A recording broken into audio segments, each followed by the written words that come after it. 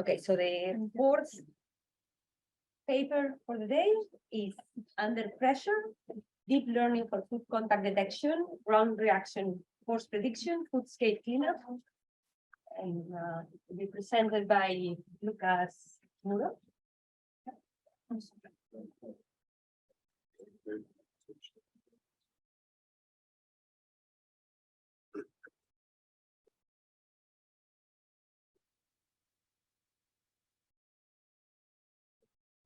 So, hello everyone. I'm Luca, and the paper I will present you today is entitled Under Pressure, Deep Learning for Food Contact Detection, Ground Reaction Force Estimation, and Footskate Cleanup. So,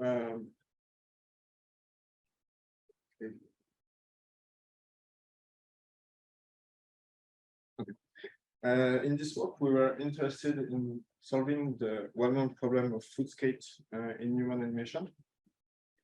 This problem has been actually defined about 20 years ago in that paper from Cora and Strait. And these authors defined footskate as periods in human animation when the feet are moving while they should remain planted in the ground static with respect to the ground.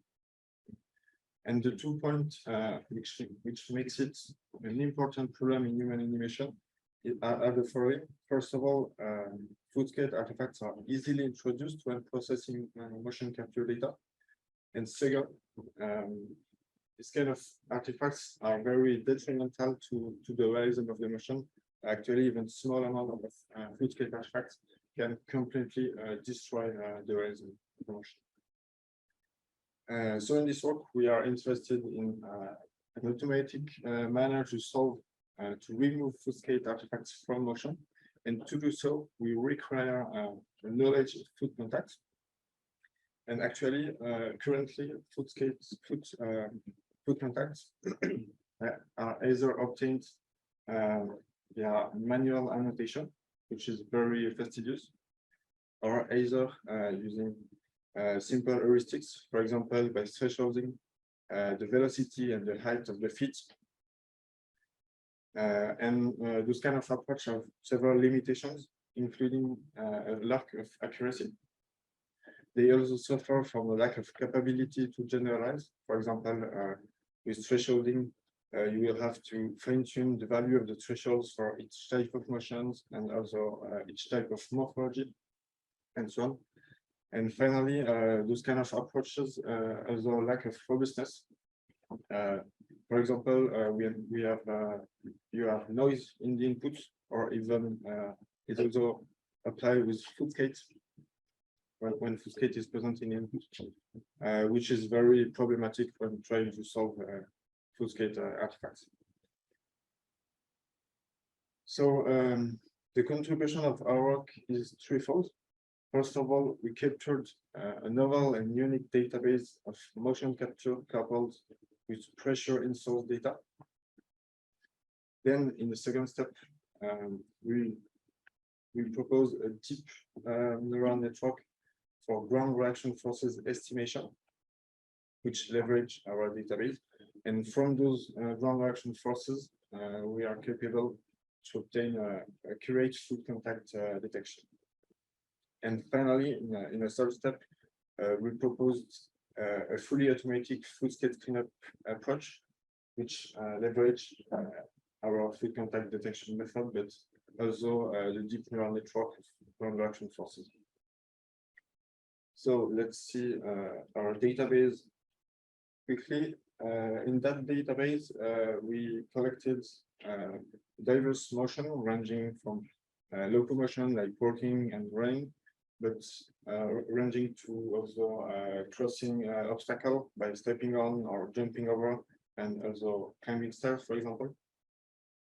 For the data acquisition itself, we equipped our subjects with the extends and bending system, which is an inertial motion capture system, from which we can acquire the motion data. And we also equipped the subjects with multi-cone open-go sensor itself, which gathers the pressure data and which were placed into the shoes of the subject. And this insoles have 16 pressure insoles per foot, as you can see on the right hand side. And after the data acquisition, we made a few post-processing steps. First of all, we synchronized both the motion and pressure data together. Then we converted the pressure values into vertical ground action forces, which are better suited to work with. And finally, we define what we call the contact function gamma, which is a deterministic function which maps vertical ground action forces to binary foot contact levels divided into front and back region of the foot. And it closely corresponds to thresholding sum of vertical ground action forces for each corresponding region of the foot, and also include some smoothing and stuff to avoid, for example, false positives. Then on top of that database, we proposed a foot contact detection method. Our key idea here is to model vertical ground action forces instead of binary foot contact. And the two main advantages are first that ground action forces are physically more closely related to the interaction between the feet and the ground. And second, they provide us a final representation of those interactions since they are real valued and also spatially structured. And we have a 16 value of forces per foot. So our approach is first to learn to train a deep neural network to estimate vertical ground action forces from motion data. And then in the second step, we can obtain foot contact levels by mapping the estimated vertical ground action forces to the level using the contact function gamma as described before. Our training procedure in a bit more detail. First of all, our deep network takes temporal window of joint positions, which are easily computed by forward kinematics. Then the network itself is made of a few temporal convolutional layers, which can extract deep motion features. And then those convolutional layers are followed by fully connected layers, which are applied at each frame independently and actually estimates ground action forces from deep motion features. And the network itself is actually optimized by minimizing the mean squared logarithmic error, which is a variant of the mean squared error. But it takes the logarithm first, and it has the convenient property to focus on the relative difference of the values, which is well suited in our case because the ground action forces values can span several orders of magnitude apart. So once we trained our deep neural network, we achieve, as I said, foot contact detection by applying the contact function gamma on estimated vertical ground action forces. And actually, we also applied the contact function gamma on the ground truth vertical ground action forces in order to validate foot contact detection. And then in our validation, we make use of the F1 score as a metric.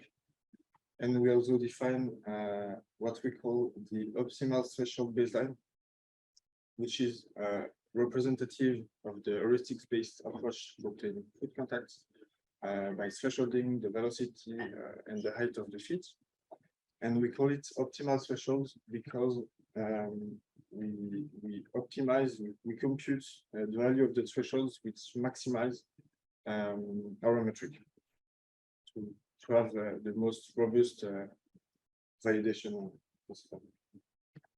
So here are a few results of our foot contact detection validation. First of all, on the top left part, you can find F1 scores for foot contact detection for both our model and the baseline for different category of motion. And the overall foot contact detection performance on the rightmost column. As you can see, our model significantly outperforms the thresholding approach. And then on the bottom left part, this is an experiment about the robustness for foot contact detection of both our baseline and our model. In that experiment, we purposely introduced additive Gaussian noise with inputs, which were tested. And then we plot vertically the performance of the detection, which is the effort score, against the amount of noise which has been introduced. And as you can see, the baseline in black has very poor capability of very poor robustness, as its performance quickly falls close to zero at some low level of noise. While the robustness of our network is quite high, quite significant, since its performance keep high even at high level of noise. And then on the right hand side, you can find visualization of the correctness of foot contact detection for both the baseline and our model. And below, you can find visual example of vertical one motion forces for the ground force on the left, our the estimates from our model in the middle, and the absolute error between the two. The absolute difference between the two, which is the absolute error on the right hand side. Finally, on top of our foot contact detection approach, we propose a footskate cleanup method. First of all, the first step is obviously to detect the contact levels from using our deep neural network. And then in the second step, we will actually remove footskate artifacts by enforcing foot contact constraints detected in the first step. So that second step is actually an optimization-based inverse kinematic algorithm, during which we will iteratively optimize the input motion which contains footskate artifacts by minimizing the loss function, which is written right here. The first time of this loss actually enforce the foot contact constraints. It is done by minimizing the distance from the feet of the optimized motion to the expected contact location during the contact phases detected in the first step. Then the second term is a trajectory loss. It is here to avoid trajectory drift in the global animation, and actually we minimize changes in the trajectory velocity instead of trajectory position to have some smoothness in the application of this term. Minimizing changes in the trajectory position would have led to threshold effects during the contact phase. Then the third term is the most novel one. Through this term, we minimize changes in estimated vertical one motion forces as seen by our deep neural network. And the goal here, the effect of this term is to guide the overall optimization towards regions which are somewhat compatible with the inputs, as seen by our deep neural network, in the sense that it will keep the same pattern of interaction between the feet and the ground. And the last term is more about an implementation detail as we run the overall optimization by representing the joints over the animations using quaternions. We have to ensure that those quaternions actually represent valid rotation, and to do so, which is when quaternions are unitary, and to do so, we minimize the differences between the quaternion norms and the norm. Here you can see visual results of footskate cleanup using our method. On the left, we'll have each time the input sequence which contain footskate artifacts. If you look closely at the feet, you will see those artifacts. It is when the feet are sliding with respect to the grain of the ground. And then on the right hand side, you have the output our method where the footskate artifacts have been clicked. And this is the end of my presentation. Find our work by following this QR code. You'll find the database, the implementation, and also pre-trained network. Thanks for your attention.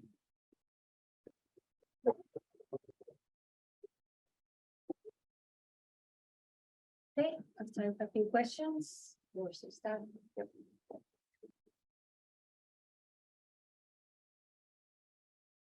Hi, thanks. Ready for it. I have a question regarding the various of the ground reaction forces. I would assume that if it's a very small, different capacity to measure the work inside, then your ground reaction force would be different, right? Yeah, the ground reaction are actually different, but I skipped a detail in the database in the processing step of the training. We normalize the values of the vertical reaction forces with respect to the subject weight. Actually, we weighted each subject in our database. We have so the forces are somewhat expressed in proportion of the subject weight. So our network learns as well to. Even input, I wonder how about motions with even any pattern input indicating, for example, how heavy this person makes or just the motion. I didn't hear you well. Sorry, the input of the network, only the motion itself, or it also comes with other extra information regarding. No, it's only the motion. It is the position of the joints. Yeah. For a temporal window. Joint positions. Yeah. Okay, thanks. I think I can have it. Thank you very much for the presentation. Very nice work. One question: have you tried to, for example, use method to estimate the vertical run reaction force when, for example, the character is walking on irregular terrain? So I could imagine, for example, if there is a rock which is not moving in the beginning, right? But you place the foot on top of it, and normally you also tilt like forward or backwards depending on, for example, your pose and also your physical situation. Have you tried to use, instead of flat terrains, irregular surfaces for detecting the? I don't have made trials on other data than our database, but it is not composed of only flat ground. As I said, Okay. There are some animations where when the subjects were asked to walk onto an object, like a small block. Okay. And there is also climbing stairs. Okay. Oh my God. One follow-up question: have you tried to like how well it scales, for example, to different morphologies? In case, for example, the character, I don't know, it's heavier. Actually, I introduced a data augmentation scheme in the training. Okay. In which I randomly edit the static skeleton of the animation. Okay. So the bones lengths are randomly scaled, and the joints are randomly offset. And actually, it helped a lot the network to generalize well to other morphology. Okay. Because I don't say it, but we trained on 7 out of the 10 subjects and tested it on the 3 other. Okay, the performance goes way up when playing this data augmentation scheme. Yeah. Thank you.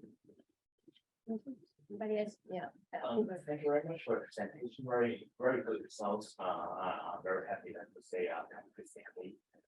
My concern is more probably application though. So I'm thinking that because you have a data set, correct me if I'm wrong, but your system is tailor-made for a particular set of skeleton, right?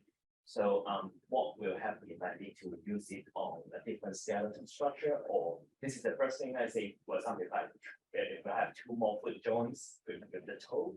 And the more challenging one is that what if I have 3, 4 legs So how can you expand the system in the future? Say for example, to do that. I think it would work well if you have the data to train the network for a four-leg system. But about a different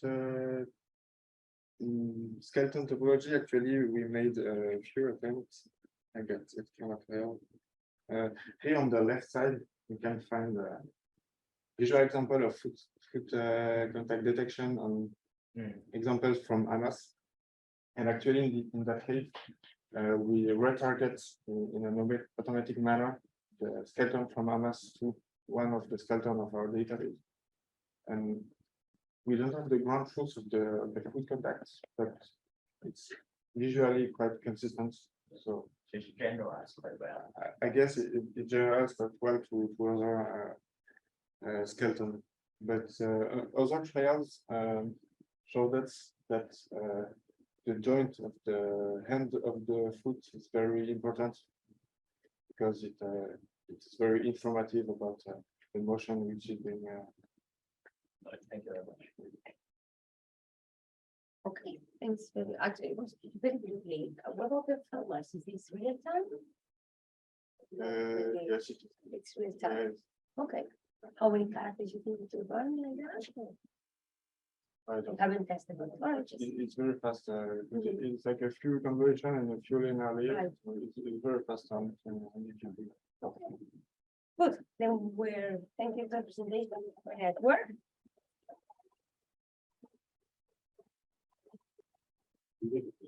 And we're moving now to the last paper of this session. Is synthesizing get up motions for physics-based characters. Anthony, is it okay? Anthony? Yeah, okay, and it's being presented by Anthony Zato.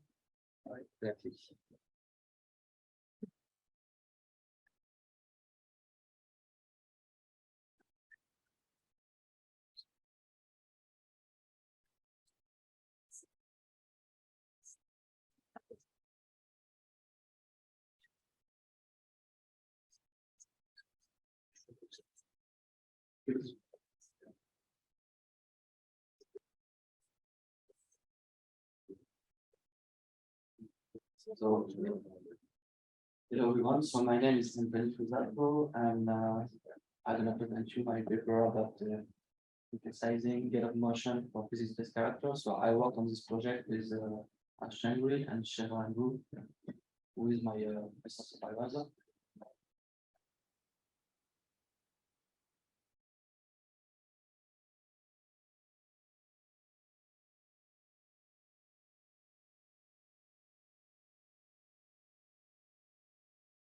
Okay, some motivation. So there's so many different ways to get up in reality, if you think about it.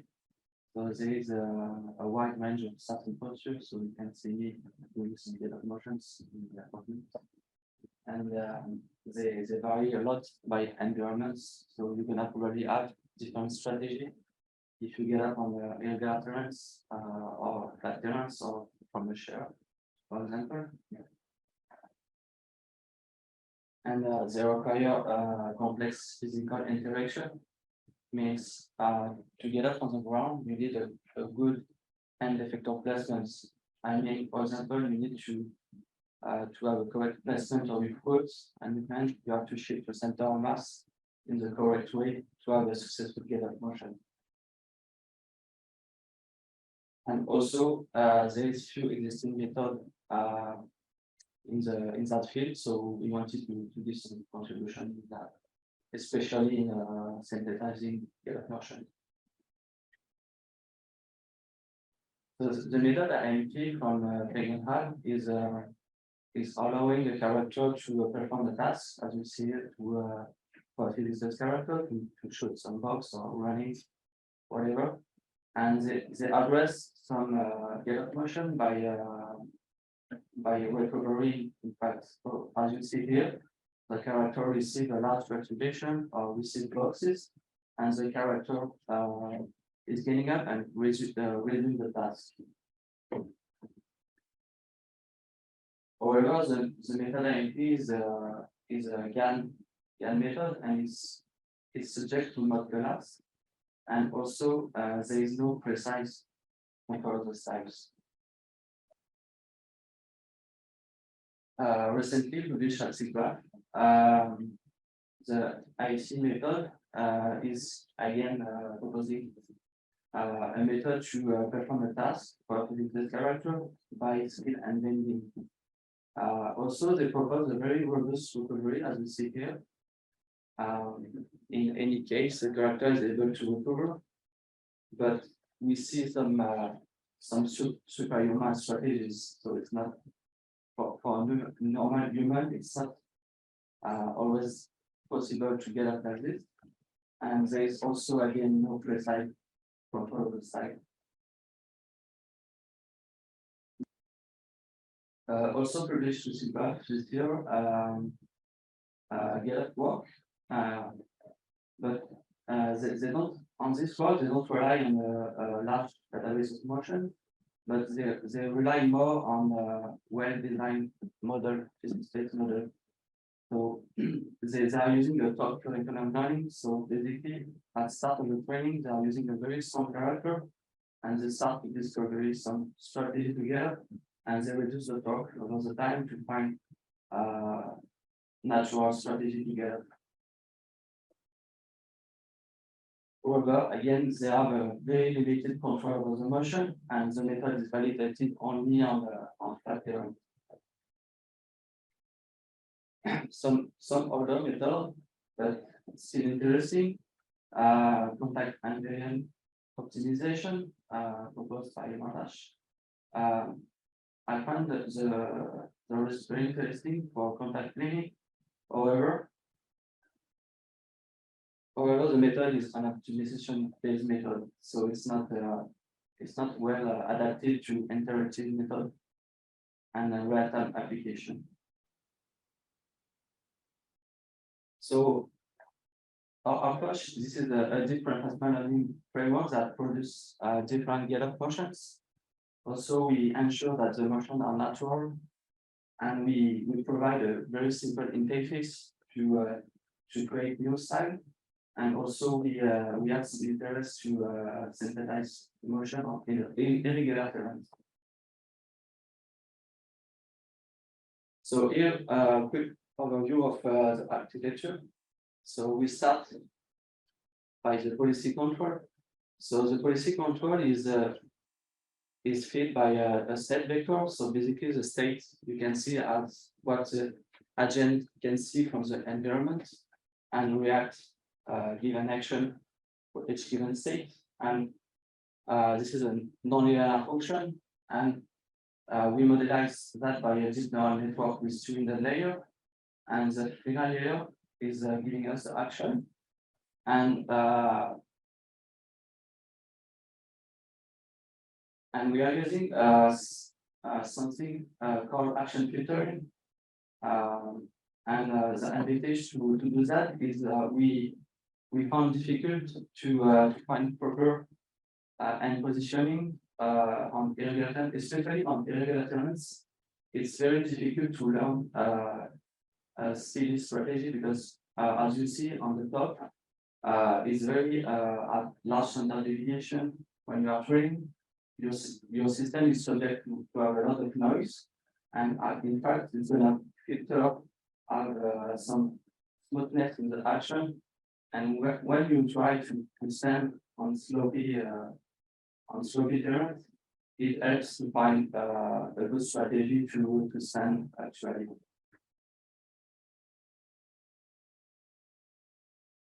So after that, we have a CA, so it's conditional variational autoencoder we use to recreate a natural pose. I'm gonna explain more deeply later. And we, from the action vector, the filtered action vector, we extract information. So we have the Z, which is to recreate a pose, as we see here. If we play with the derived value, we're gonna recreate the pose from the database. And after that, we add offsets to the pose to create a new pose, but also to counter physics. And the last, because this is the conditional variational operator, then the conditional variable we use here to have some control on the side. So we have three different features here we control over the time to change the side of the getter motion. The character model, as we see here, so we are using spherical joints that are limited in torque and in angles. We are using a speedy servo, and also we distribute the mass of the character like a normal human distribution. So the first feature we track, this is the eye tracking.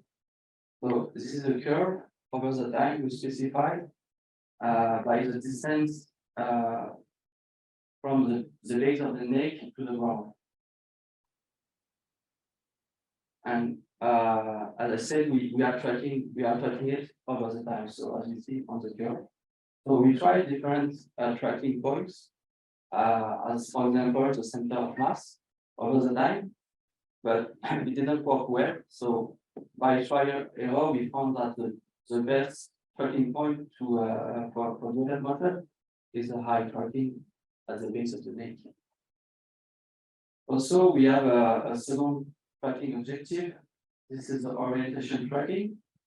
So we have the frontal and the lateral direction. And this is the two minimum feature we found to create diversity of styles. So we try to just use the frontal direction, but we were not able to produce like flipping behavior or subclasses. So we find these two vectors, as we see here, the minimal features to create some interesting getter motion.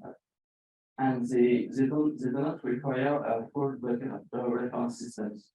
So we are just using the global vector as a reference.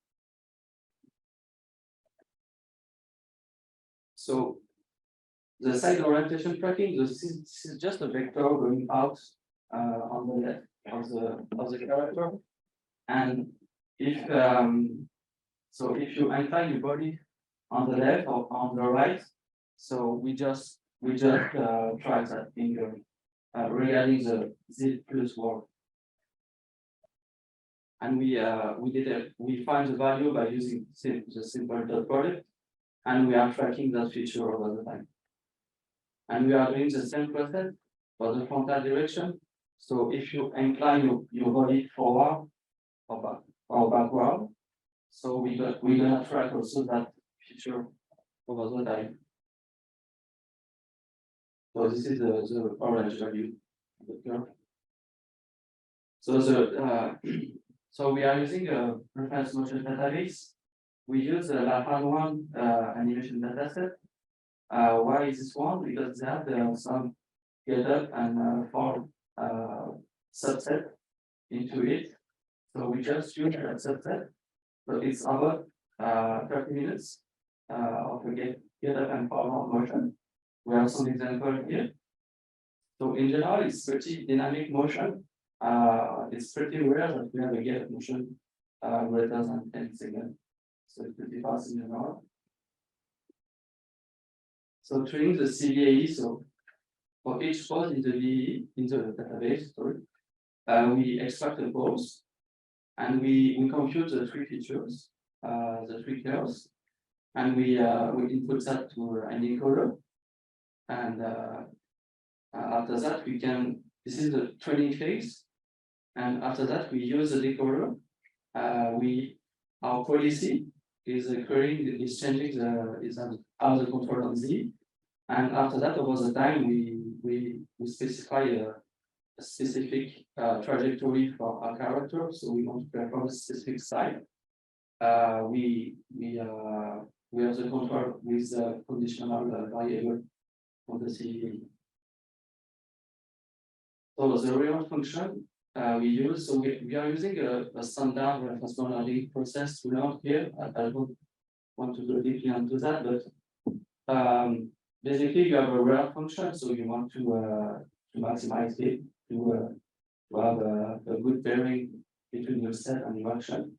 And for that, we are using a multiplicative form. So there's two ways to go. We have two we have the additive form and the multiplicative form. So why we choose that? So basically, the high and the rotation are very correlated. So we try to use a weighting system, as we see in the literature, but it didn't work very well. And also when advantage is by using a multiplicative form, is you need to have at least a good amount of each individual term in the work function to complete the task. And also when advantage is there is no individual way to choose. And we found we created a better rate of motion in general by using a multiplicative form. So we have the high tracking. This is the first value, the first term. The second term is just the orientation tracking.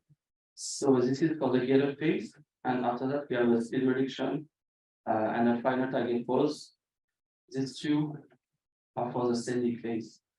And why we are using a final target pose is because we don't track a full pose, and the character was subject to stand, but with the arm is there. Very strange to stand, so it's eliminating that to create more relaxed pose, in fact, for the character.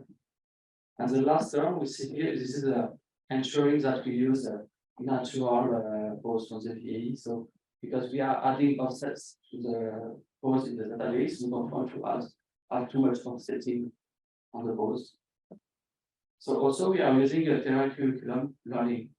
So basically we start by training flat terrain and we increase the difficulty over the time. And why we do that? Because we try first to learn on all location, but we found that the character is failing to learn the subset of motion. And also this is a natural way for human to learn. So in general, we start by learning easy tasks and we increase the difficulty over the time. So the result, so here we have the red guys is a reference motion from the database. So we extracted the curve from the database, as we see here, the blue one, and we just try our framework, and the physical character is just tracking these three features, and we see that we are not imitating the reference motion, but it's correct. This is not what we want to do.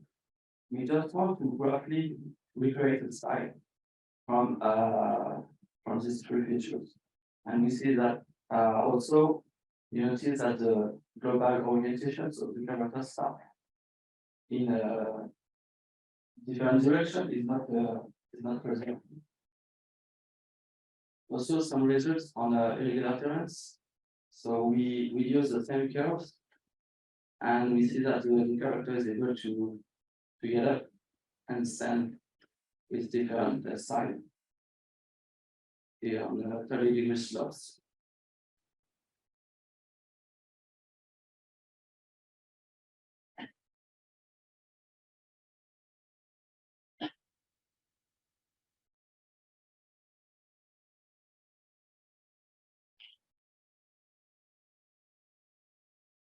So we can have some successful motion on the 30-degree slopes. Now then I explain you the sketching style. So basically, we give the possibility to author new motion. So basically, we divide the time by 9 total points. So they are valid for any given time. So if you are getting up at 5 seconds, 10 seconds, the points are equally spread. And yeah, it's a normalized time. And after that, you can adjust individual features. So you can change the height over the time. You can change the torso orientation. So the height is pretty intuitive, but the torso angle is less intuitive. So that's why we show here a torso of what is the expected result for the final motion, in fact. And because we are adjusting points, we want to create a curve, something smooth. So we are using cubic spline and interpolation. So individual points are connected together by spline. And if for this final smooth line, that's something we can track all the time. Also, we identify a get-up strategy tree. We have the credible pressure, the side up and horror, and the side sit activity. So, in fact, we use 13 motion from the database, and we extracted the curve from this motion. And the goal of this is, if you crack back these curves, you're expected to pass a motion in that category. So, for example, here we crafted the side up and rollover side at 3 different speeds. One example of me doing that motion, and here one results. Oh, sorry.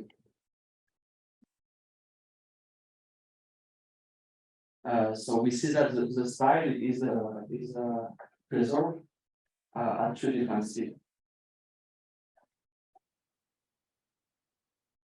Also, we try to play with our final policy by changing the cycles, but in the runtime. So the idea is to play with the file and see if we can produce a new motion for a user. It's more perspective for an animator to give you a way to play with the policy and to create new motion. So in conclusion, so we have different personalities that produce natural and discrete motion. We have a very simple feature that we track, and they are robust to terrains. So in future work, we want to use more varied terrain, because we pre-built a terrain, and we just train on it. So it would be interesting to work on the robustness and to have more randomness on the terrain. And also another study. So we didn't make another study to see if these two features are the best from an animator's perspective view. So it can be interesting to do it. And also secondary objectives. So maybe instead of tracking the torso, it could be interesting to have some features we can change in the motion to create fatigue or injury, or why not to hold an object or something to create together with an object, something like that. So I'm done. So if you have questions.